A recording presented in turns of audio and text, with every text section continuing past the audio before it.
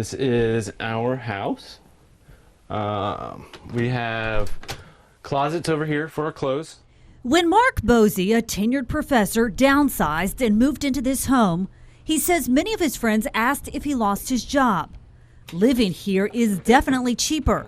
His utility bill, only about $20 a month. But he didn't move here because he had to. He and his wife wanted to. We were living in a big house because we could afford it, and we were paying about $400 a month in heat and electric bill because we could afford it. We were kind of disgusted at ourselves in a way. Like we saw the trash that we were generating. We saw obviously the electric bills, the BTUs that we were burning, everything. It was just bad. Instead of talking about making a change, he and his wife decided to take action. He built this house from the ground up on a car hauler.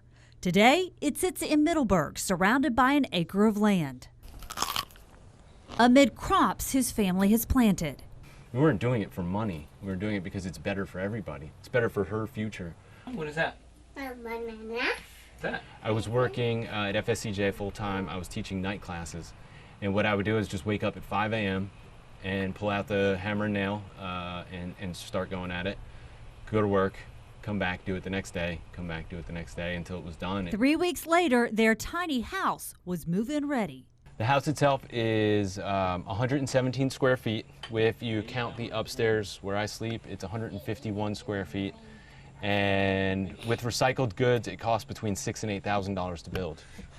He spent an extra $12 grand on solar panels so he and his wife could be off the grid, not tied to the internet, cable, electricity, or water. He says they lived like that from 2009 until the birth of his daughter, who is now 2. Today, their house is partially on the grid. Bosey sleeps up there, his daughter right in here. And even though this 2-bedroom, 1-bath house is tiny, he says it's big enough to fit everything his family needs. We have storage up top for all my pots and pans. And the kitchen with fully equipped with a microwave, oven, iced tea maker, my Cuisinart. It's a huge misconception that you need an office and a guest room and a separate this and a separate that and a separate that. You can do it all in one location. What you won't find here is a television or wasted space, and they like it that way. Tell me about that. She gets the best stimulation. She has an imagination. We have a huge yard. We have over an acre. There you go. She planted probably about half of the vegetables that are in the front yard. She mixed the soil. She makes the compost. She knows what that is. What's the downside of living in this type of lifestyle? I have no idea.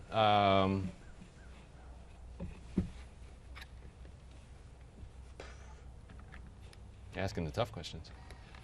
While Bosey says the tiny house movement isn't for everyone, for his family, it's ideal. His daughter, he says, is happier now than ever. But those that want to save the environment, yeah, take your down payment on that McMansion, and spend it wisely.